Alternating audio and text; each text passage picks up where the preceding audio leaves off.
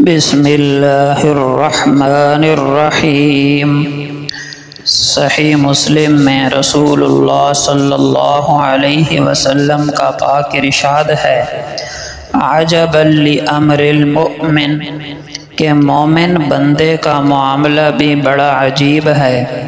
ان امرہ کلہ لہ خیر، اور ہر معاملے میں، ہر حال میں اس کے لیے خیر ہی خیر ہے۔ وَلَيْسَ ذَلِكَ لِأَحَدٍ إِلَّا لِلْمُؤْمِنِ، اور یہ صفت سوائے ایمان والے کے کسی اور کو نصیب نہیں ہوتی۔ کون سی؟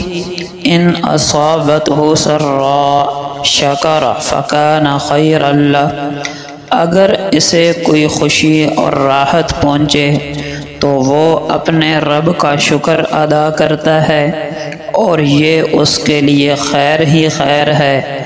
وَإِنْ أَصَابَتْهُ ضَرَّاءُ صَبَرَ فَكَانَ خَيْرًا لَهُ، اور اگر اسے کوئی دکھ اور رنج پہنچے تو وہ اس پر صبر کرتا ہے اور یہ صبر بھی اس کے لیے خیر ہی خیر ہے۔ محترم دوستو، اس حدیث میں چند باتیں غور طلب ہیں اور یاد رکھنے کے لائق ہیں۔ پہلی تو یہ کہ یہ دنیا دکھ اور رنج اور خوشی اور راحت دونوں کا مجموعہ ہے۔ کوئی آدمی ایسا نہیں جو یہ کہے کہ مجھ پر دنیا میں کبھی کوئی رنج، کوئی مصیبت، کوئی غم، دکھ، پریشانی نہیں آئی، اور کوئی ایسا بھی نہیں ہے جو یہ کہہ سکے کہ مجھے یہاں کبھی کوئی راحت، چین اور خوشی محسوس نہیں ہوئی۔ یہ غمی اور خوشی کا مجموعہ ہے۔ ایک جہان ایسا ہے جو سراپا خوشی ہی خوشی ہے، وہاں رنج اور راحت کا گزر بھی نہیں۔ اس جہان کا نام ہے جنت۔ اور ایک جہان ایسا ہے جہاں رنج ہی رنج، پریشانیاں ہی پریشانیاں، دکھ ہی دکھ، مصائب ہی مصائب، تکالیف ہی تکالیف ہیں۔ وہاں کسی راحت کا، خوشی کا، آرام کا، چین کا، سکون کا گزر تک نہیں، نام و نشان تک نہیں۔ اس جہان کا نام ہے جنت۔ اور وہ جہان جس میں غمیاں خوشیاں ملی جلی ہوں، اس جہان کا نام ہے دنیا۔ تو دنیا میں ایک کافر پر بھی غمی بھی آتی ہے، خوشی بھی، ایک مومن پر بھی غمی بھی آتی ہے، خوشی بھی۔ دونوں میں فرق کیا ہے؟ پہلے ہم یہ سمجھیں کہ غمی اور خوشی میں ایک کافر کیا کرے گا، تو اسی سے سمجھنا آسان ہوگا کہ مسلمان کو غمی یا خوشی میں کیا کرنا چاہیے۔ کافر کو جب کوئی خوشی ملے گی، کوئی راحت اور کوئی نعمت اور مال و دولت ملے گا تو وہ اور زیادہ مستی میں اور عیاشی میں اور عیش و عشرت میں مبتلا ہو جائے گا۔ اس کا ذہن بھی اس طرف نہیں جائے گا کہ جس ہستی نے یہ نعمتیں دی ہیں اس کا مجھ سے مطالبہ کیا ہے، کیوں دی ہیں یہ نعمتیں۔ اس کا مقصد ہے عیش و عشرت، عیاشی کرنا۔ اور اگر کسی کافر پر کوئی رنج، کوئی غم، کوئی مصیبت آئے تو وہ ویلا کرے گا، چیخے گا، چلائے گا، افسوس کرے گا کہ کاش یوں کر لیتا، یوں ہو جاتا وغیرہ۔ اب اسی سے سمجھیے کہ مومن کا کیا طرز عمل ہے۔ مسلمان کو جب کوئی خوشی ملتی ہے یا مال و دولت اور نعمتیں ملتی ہیں تو وہ بد مست نہیں ہو جاتا، عیاش نہیں ہو جاتا، بلکہ اور زیادہ اللہ کا شکر گزار ہو جاتا ہے۔ شکر کا ہرگز یہ مطلب نہیں کہ بس صرف زبان سے کہہ دیا اللہ کا شکر ہے، الحمدللہ، بلکہ شکر کا معنی ہے اس نعمت کو اللہ کی فرما برداری میں استعمال کرنا، اس نعمت کو اللہ کی رضا والے کاموں میں اللہ کی مرضی کے مطابق استعمال کرنا، یہ ہے شکر۔ اگر نعمت کو گناہ میں خرچ کر رہا، زبان سے لاکھ دفعہ کہے یا اللہ تیرا شکر، یہ بندہ ناشکرا ہے، شکر گزار نہیں ہے۔ اللہ نے مال و دولت دیا، وہ نیکی کے کاموں میں خرچ کر رہا اور علماء پر، مدارس پر، طلباء پر، گھر والوں پر، غریبوں پر خرچ کر رہا، یہ شکر گزار ہے۔ اس نے مال کی نعمت کا شکر ادا کر دیا۔ ایک آدمی کو مال و دولت ملا، وہ گناہوں میں خرچ کر رہا، اپنی عیاشیوں میں خرچ کر رہا اور زبان سے کہتا ہے شکر ہے شکر ہے، یہ ناشکر ہے۔ اس زبانی شکر کا کوئی اللہ کے ہاں فائدہ اور اعتبار نہیں ہے۔ تو مومن کو نعمت ملتی ہے تو وہ اللہ کا شکر گزار ہوتا ہے۔ رنج آئے، دکھ آئے، مصیبت آئے تو صبر کرتا ہے۔ صبر کا معنی کیا ہے بھائی؟ صبر کو سمجھنا چاہیے۔ صبر کا یہ مطلب نہیں کہ ہر آنے والا دکھ بندہ برداشت کرتا جائے اور روئے نہیں اور مصیبت کو سہ جائے، یہ تو کمزوری ہے، بزدلی ہے۔ صبر کا معنی کیا ہے؟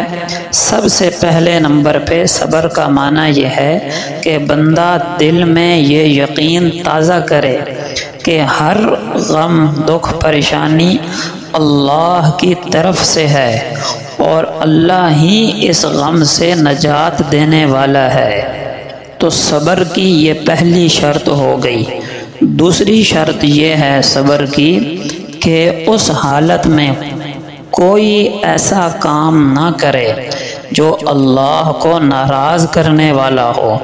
جزا فضا کرنا، واویلا کرنا، گریبان چاک کرنا، یوں افسوس کرنا کہ کاش یوں کر لیتا تو یوں ہو جاتا، فلاں ڈاکٹر کے پاس لے جاتا تو مریض نہ مرتا، وغیرہ وغیرہ۔ اس قسم کے الفاظ یہ بے صبری کی علامت ہیں۔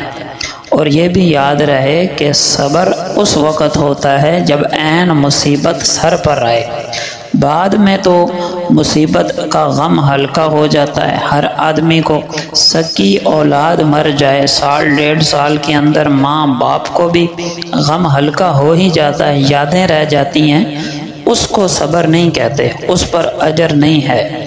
اجر اس صبر پر ہے جو عین صدمے کے وقت، صدمے کے موقع پر کیا جائے۔ تو دوسری چیز صبر میں کہ اللہ کی رضا پر راضی رہے، گلہ شکوہ نہ کرے، کوئی گناہ والا کام نہ کرے۔ ہاں غم کی وجہ سے رونا اور آنکھوں سے آنسوؤں کا نکل آنا، بشرط یہ کہ ماتم نہ کرے، ہائے واویلا نہ کرے، تو محض رونا یہ تو دل کی نرمی کی علامت ہے۔ چند فضائل سنیے۔ حضرت ابو امامہ رضی اللہ عنہ سے روایت ہے کہ رسول اللہ صلی اللہ علیہ وسلم نے فرمایا کہ اللہ پاک فرماتے ہیں، گویا یہ حدیث قدسی ہے کہ اے ابن آدم، اگر تو نے ابتدا ہی سے صدمے کو برداشت کیا اور میری رضا اور مجھ سے ثواب کی نیت کی تو میں جنت سے کم ثواب پر راضی ہی نہیں ہوں گا کہ تجھے دیا جائے، یعنی میں راضی نہیں ہوں گا کہ جنت سے کم کوئی ثواب تجھے دیا جائے۔ حضرت عبداللہ ابن عباس رضی اللہ عنہما سے روایت ہے کہ رسول اللہ صلی اللہ علیہ وسلم نے فرمایا، جو بندہ کسی جانی یا مالی مصیبت میں مبتلا ہو اور وہ کسی سے اس کا اظہار نہ کرے اور نہ لوگوں سے شکایت کرے تو اللہ کے ذمے ہے کہ اس کی مغفرت کر دیں۔ حضرت انس رضی اللہ عنہ فرماتے ہیں کہ رسول اللہ صلی اللہ علیہ وسلم کے ساجزادے حضرت ابراہیم نزع کے وقت آپ علیہ السلام کی گود میں تھے آقا अलैहिस्सलातु वस्सलाम की आँखों से आंसू जारी हो गए। हज़रत अब्दुर्रहमान बिन औफ रज़ी अल्लाह अन्हु अर्ज़ की, या रसूल अल्लाह, क्या आप भी रोते हैं? यानी उस सहाबी ने यह समझा कि शायद रोना बेसब्री है और सब्र के ख़िलाफ़ है। तो आप सल्लल्लाहु अलैहि वसल्लम ने फरमाया, नहीं, ये रहमत के आंसू हैं, ये रहमत के आंसू हैं। फिर आका अलैहिस्सलाम ने फरमाया, आँखें आंसू बहाती हैं, दिल गमज़दा है, लेकिन ज़ुबान से हम कोई बात नहीं कहेंगे जिससे हमारा रब नाराज़ हो जाए। हज़रत अब्दुल्लाह इब्न मसूद रज़ी अल्लाह अन्हु फरमाने लगे कि रसूलुल्लाह सल्लल्लाहु अलैहि वसल्लम ने फरमाया, वो शख्स हम में से नहीं जो अपने रुखसार को पीटे और गिरबान फाड़े और ज़माने जाहिलियत की तरह पुकार पुकार कर रोए, वो हम में से नहीं है। अल्लाह पाक हमें मसाइब से, तकालीफ़ से, रंज और गम से महफूज फरमाए, और कभी अल्लाह की मशीयत से ये चीज़ें पहुँच भी जाएं तो हमें सब्र पर साबित कदम रख कर शरई हुदूद से तजावुज़ करने से महफूज फरमाए।